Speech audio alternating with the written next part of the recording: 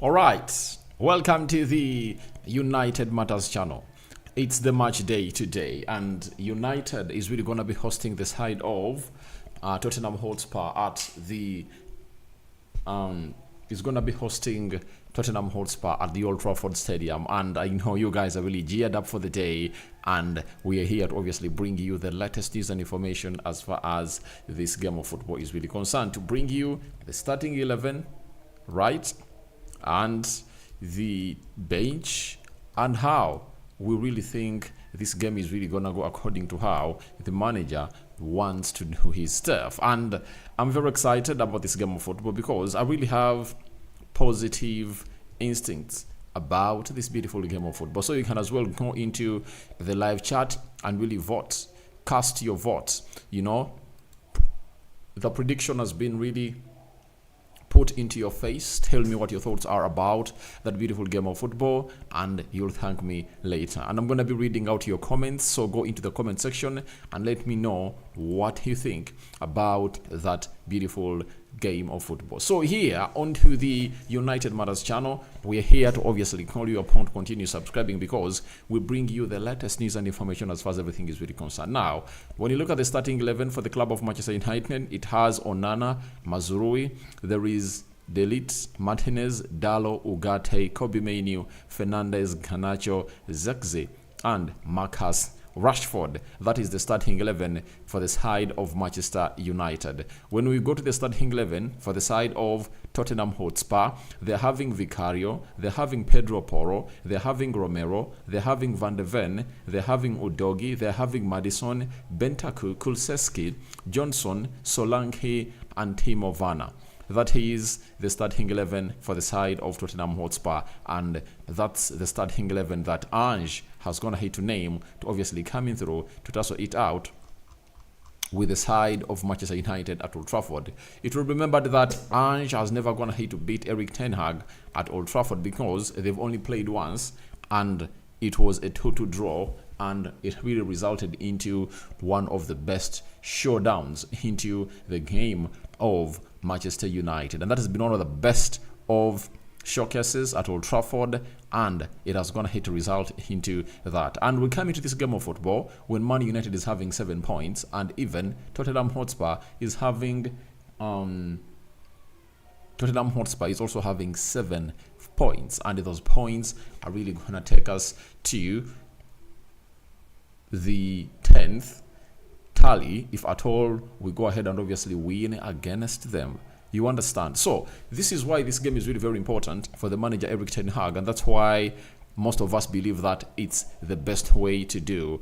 I'm having NBA. Yeah, it's a victory in the city. All right, thank you very much. I really have positive thoughts about this beautiful game of football, and I tell you what, just tighten your seatbelts, because we are really going into one of the season change makers of this side, known as the Manchester United Football Club.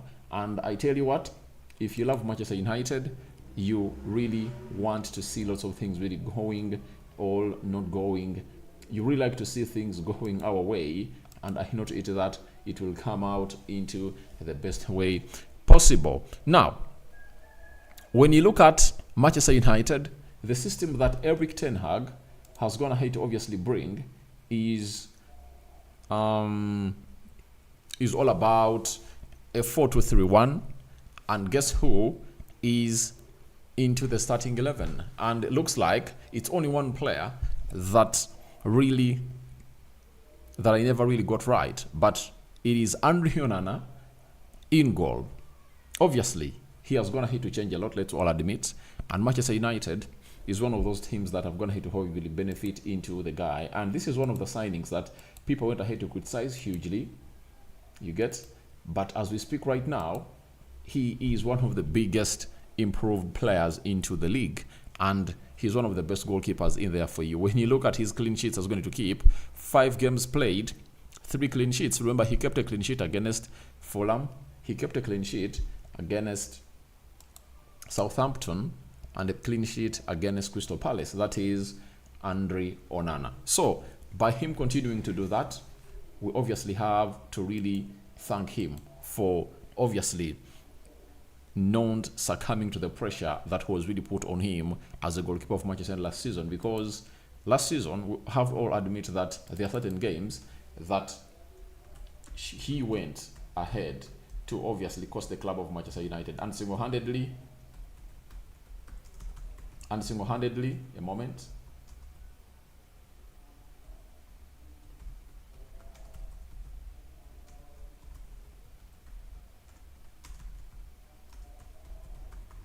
So, we are talking Andre Onana. If you remember, in the Champions League, 3 games he costed us, and would have gone ahead, obviously go ahead and obviously do the due diligence to see to it that we obviously qualify and really go into the knockout stages. And even in the Premier League, he costed us. So you remember very well in those games. So he's really one of those people that has gone ahead to cost the club of Manchester United. But this season, he's really acting different, and he's really showing us that I'm the Andre Onana that was at the side of Ajax. I'm the Andre Onana that was at the side of Inter Milan, that saw me play into the Champions League finale, and Pep Guardiola came up and obviously gave me my flowers. So that is the guy. So if you know, you know. And he is really one of those people that has come out, obviously put in the required shift all possible, that most of us have gone ahead, obviously hail and said it that he's really continuing to give us vibes of a very good goalkeeper.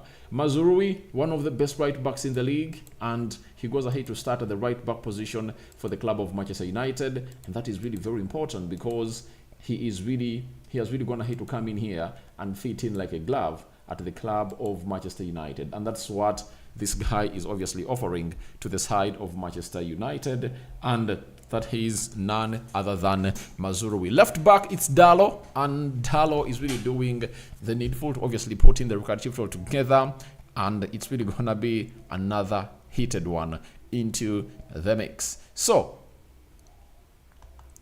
you can also talk about Matthias De Ligt and Lisandro Martinez, meaning that back 5 has gone ahead to form. You get? It has gone ahead to form, but we all know that it will change a little bit when Tyrell Malacia or Luke Shaw really coming through. But I believe its effectiveness won't be affected.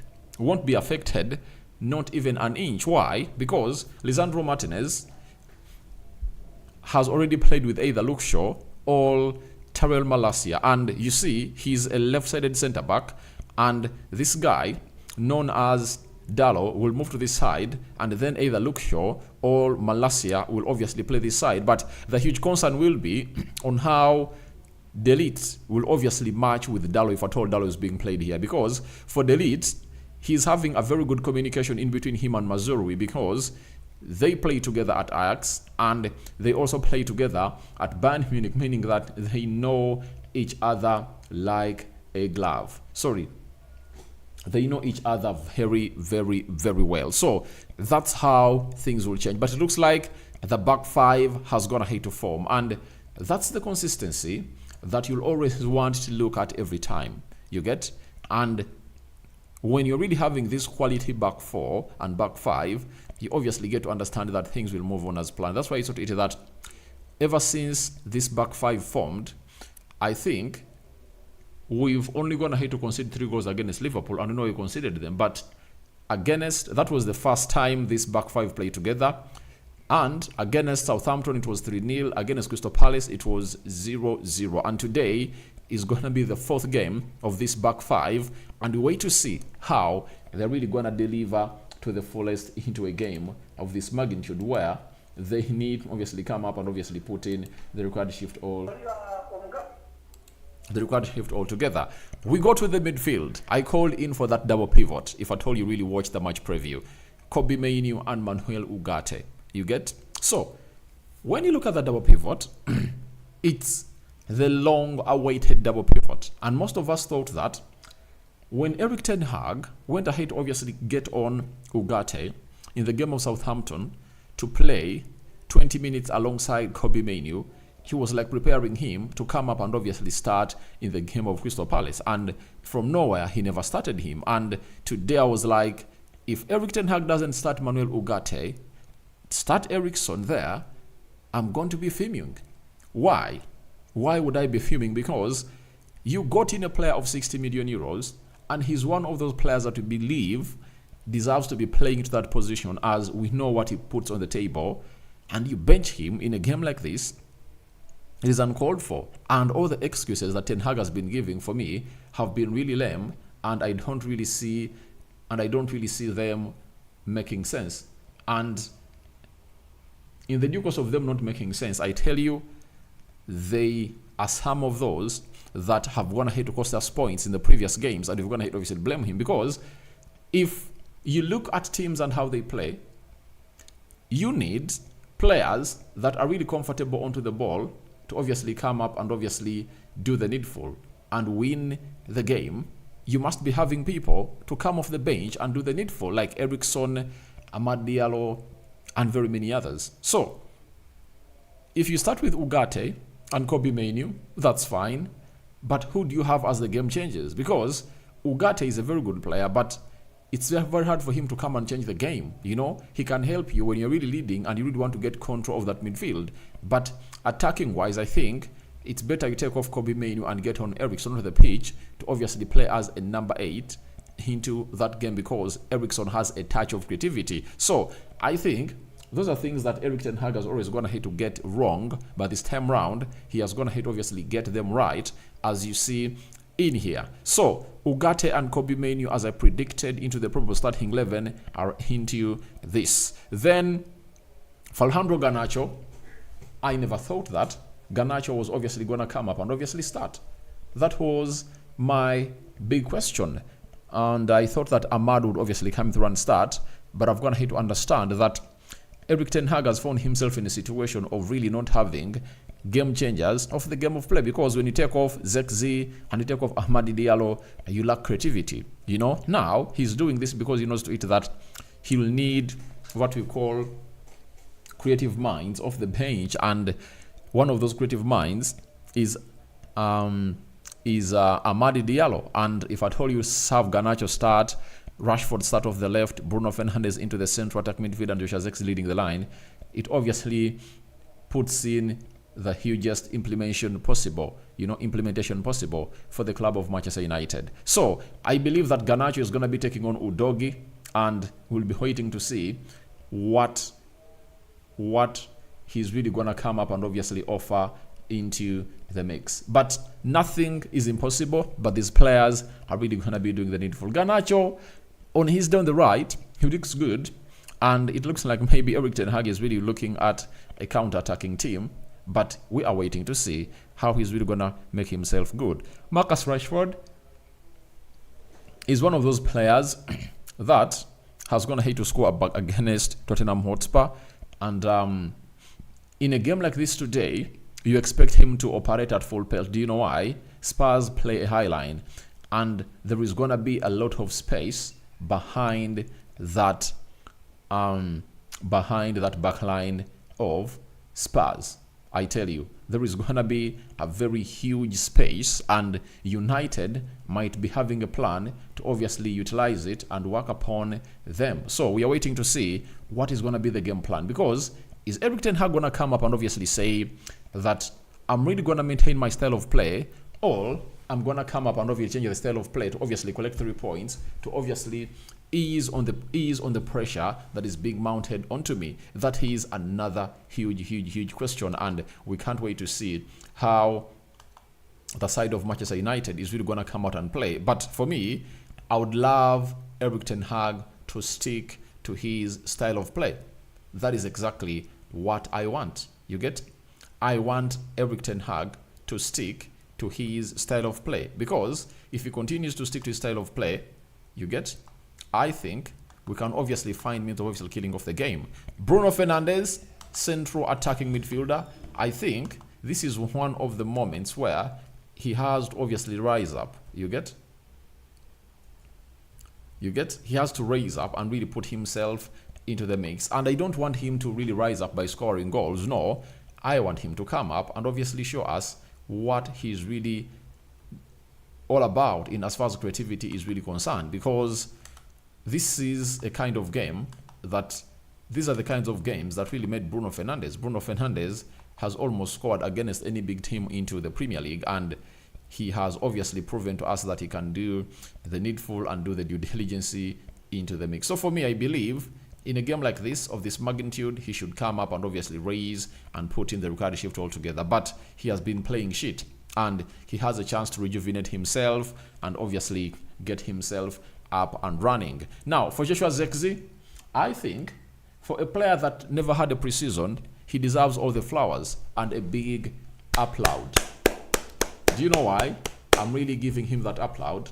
The guy never had a preseason, but he's playing very well and is giving us those vibes that we all want to get from a player like Joshua Zirkzee. So I believe that United is really going to be playing loads of styles. Sometimes I think we're really going to pass that ball, and sometimes we're really going to hit them on the break. But Spurs is also having a very strong side that United doesn't want to face maybe.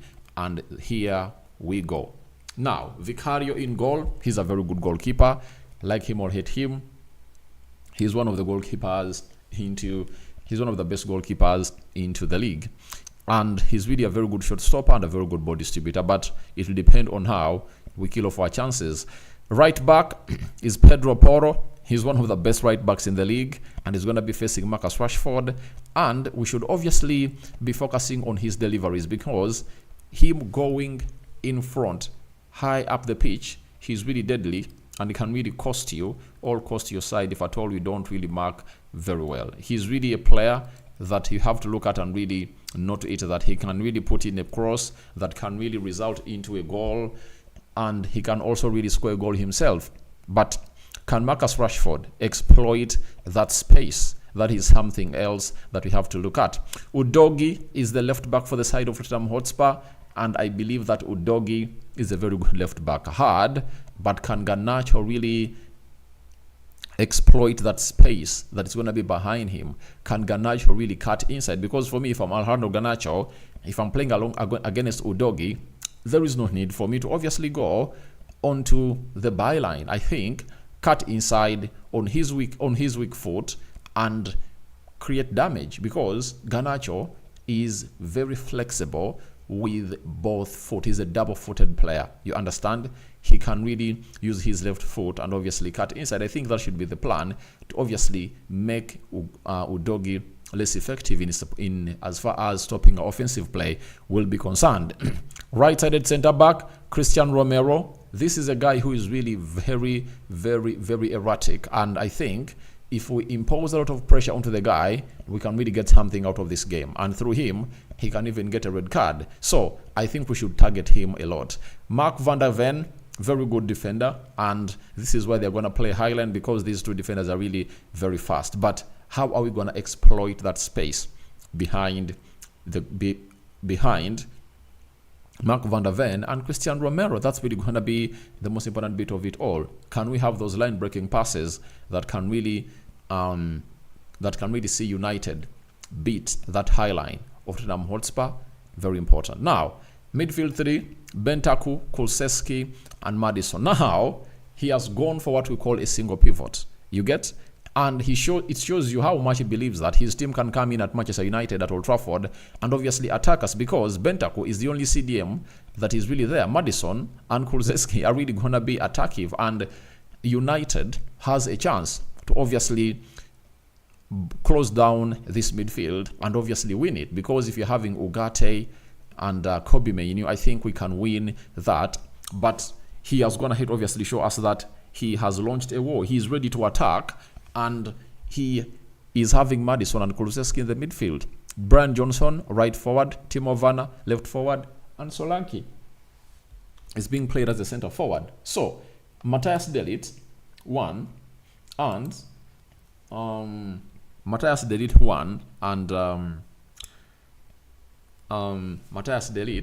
and Lisandro Martinez have to really keep a keen eye onto Solanke. But Timo Werner, I don't think he's really deadly and he's really going to cause a lot of trouble to Mazuri, because Mazuri has gone ahead to face the likes of Mitomas and he has gone ahead to obviously stop them. And even Brian Johnson, I don't think he's going to give hard time to that guy. But I think huge damage is really going to be caused by that midfield of Madison and Kulusevski. You get? Because they're going to be having this guy known as Bentancur who can really support and get that ball and obviously give it to them. And we know how creative these two are. And when Kulusevski is becoming far, he can really be deadly. And the others is Udogie and Pedro Porro, who can obviously put in those perfect crosses. And Solanke is really a very good player when he goes into the air. So I think it's really going to be a very good game for the eye, especially if at all both teams really open up. And I want to see how effective this system of Erik ten Hag is, because we've been dominating play. We've been dominating play without Manuel Ugarte. You get? Now Ugarte is in, Delete is in, Lisandro Martinez is in. I want to see how we are really going to press, this Spurs side and obviously press them in their half and play what we call a high line. That's what I'm really waiting for in this game of football, because we need 3 points. Now, the substitutes for Man United are Ben Dayer, Victor Lindelof, Mason Mount, Rasmus Højlund, Christian Eriksen, Amad Diallo, Casemiro, Anthony, and John Stones. I tell you, we are really having a very good squad, because if you really want to change the game of football, you're having Mason Mount, Rasmus Højlund, Christian Eriksen, Amad Diallo, Anthony maybe. Those are 5 players that can come off the bench and obviously change this game of football if at all it is not really going well. Even if you're really leading and you want to obviously close it down a little bit, you can think of getting in Casemiro, John Evans, and Victor Lindelof. You understand? So that is the beauty of all this. And by the surprisingly, Harry Maguire is not onto the bench. I don't know why. You get? I don't know why. And I really worry for him a little bit, because if the return of Victor Lindelof in this team, I think he might even find it hard to obviously make it to the bench, because Victor Lindelof is that kind of player that is really ice cold, and Erik ten Hag can obviously find himself impressed with him. Spurs, they're having Dragusin, Yefis Bissouma, Archie Gray, Begvel, Fraser Foster, Dejan Spence, Pape Metasa, Lancashire, and Mickey Moore. And I think Yefis Bissouma can come off the bench and really change the game. And who else? I don't see any other. You get? So they're really weak on the bench. And I think when you look at their bench, compared to that of Manchester United, you can give Erik ten Hag a benefit of doubt that he might come off here and obviously win this game off the bench. But before I come into what you people have gone ahead obviously come up and comment into the live chat, there is something that I've gone ahead obviously like that Melissa Reddy of Sky Sports has come out and obviously said about this club of Manchester United into this game of football, in as far as playing Manuel Ugarte is really concerned. I really loved her submission, and it really caught my eye, and I was like, I need to come up and obviously put it up into the public eye. Now, when you look at what she has gone ahead to say, obviously, where is it? Let me read it to you. He says, Ugarte to form new partnership with Kobbie Mainoo. In her words, one of the summer transfer priorities for Man United was to find the perfect midfield foil for Kobbie Mainoo, which was delivered in the form of Manuel Ugarte. Today, we get to see how they complement each other's game from the off for the first time. United believed Ugarte's profile as a good partner for Kobbie Mainoo, and his excellent ground cover, pressing ball, retention, and recovery unknown the teenager's strength. Mainoo is superior in link-up play, is more press-resistant, and better in progressing the ball. In theory, they are a balanced combination. Will it work in practice against Tottenham Hotspur? We wait, but I believe 90% it will work. But everyone who says that Manuel Ugarte isn't that kind of person who is really good at pressing, ball retention, and recovery, I think that person is wrong. You get? They haven't gone ahead to watch the player. The player is press resistant and he does everything well. But you cannot come and sink into the club of Manchester United like that, you know? And if he really does the job very well, you'll eat your words. I tell you, he's a press resistant player. He can do everything. Ball intention is really okay. And the recoveries, he really does well. But I'd like to let you know that every player has his strength, you know? And when you look at what he offers, I think he offers us something great at the club of Manchester United. So, I'm having NBA, it's a victory. Alal Dinkins, we hope for the best, all right? Hoyland and Ahmad should come on early enough. We wait and see how Erik ten Hag is really going to do that. But I believe putting them on the bench is something great with Eriksen because they can come off the bench and really change the beautiful game of football. Moses Raboni, we want to see Erik ten Hag winning matches. Yeah, that's what we want. That's what we want because he's playing very well. But we want to see him winning matches. To Sabe Levy says already win of 3-1. All right, thank you. Victor Moses, wow. Then Fikri, Ugarte, and Garnacho start. Yeah, they have gone ahead to start. That is it. Mosa says United win over 1.5. All right. To Sabe Levy, glory him and United. So guys, there is something important that you need to note as we head into this beautiful game of football. You understand? Aston Villa has drawn today and they're having 13 points. Now, Manchester United has a chance to close in onto very many teams. And as I told you yesterday that the win against Spurs is really very vital into what United is really going to be offering. Why is it vital? Look at the table. Liverpool is having 15 points. Man City is having 14.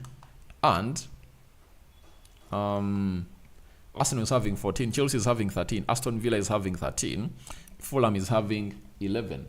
You get? Now, if they're really having those points, if Man United goes ahead to win today, we'll obviously be having 10. 10 points.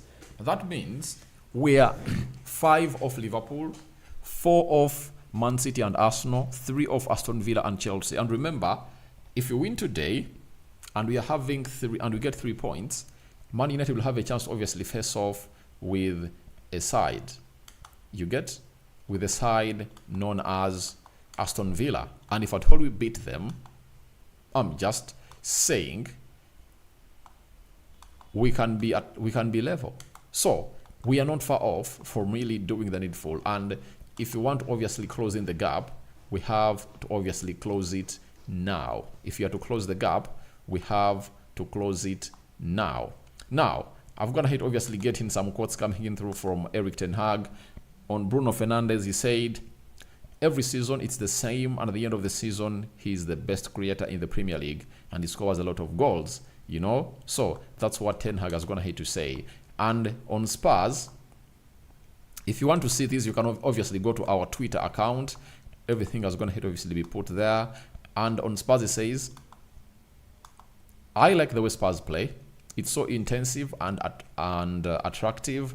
Every system has its weakness. He has gone ahead to repeat it. So he's like, maybe I've gone ahead obviously exploit the weakness. And by the way, last season at Old Trafford, we scored 2 goals, and the only problem that we had as a club of Manchester United was simple, not defending. But if at all we defended very well, I tell you, Ten Hag had gone ahead obviously outclass these players, and I think it would have gone ahead obviously cause a lot of impression. But I think we come into this game of football with a better central defense than the one we had last season.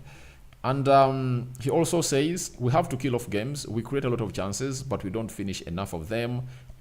I'm worried when we don't create chances. I know we have players who can finish. We have a lot of good finishers. That is really very important. You know, last season, it was one of the things we were really craving for, that United was not creating chances. Now, if you're really creating chances, we should be excited. And the huge question is, can we kill off the chances? So, on Kobe and Ugarte said, Kobe higher with Ugarte at his side. Kobe can play several roles. He will be low to defend and higher to attack. So, by the way, today we are going to see the best of Kobe Mainoo. You'll let me know when the game of football is done and dusted. when he's really having Manuel Ugarte playing alongside him, nothing is really going to stop him from obviously doing the attacking point very well. High up the pitch, he's one of the deadliest people that I've ever gonna hit to watch. Each and every time he's really having that ball and obviously taking on the like maneuvering into the final third of the pitch. So we wait to see how that happens. But I believe that we are winning today.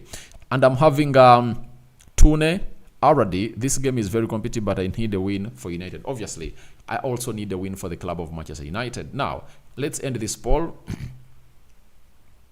The poll is going to hit to be ended, and it's United fans say 93% are calling in for win, 4% is a draw, 2% for Tottenham Hotspur to win. So I'm going to be returning with the game of football is done and dusted, and we will be forwarding ourselves into what we call the match reaction. And we pray to it that all goes well as planned. And we sign out for now. See you later. It's a 5 fingers to everyone watching in through. Enjoy the game. 15 minutes from now, the game of football is really going to be starting at Old Trafford. Big game. And if we win, there are going to be 3 big points for Manchester United. And I tell you, that's what we really want. And we are craving for those points.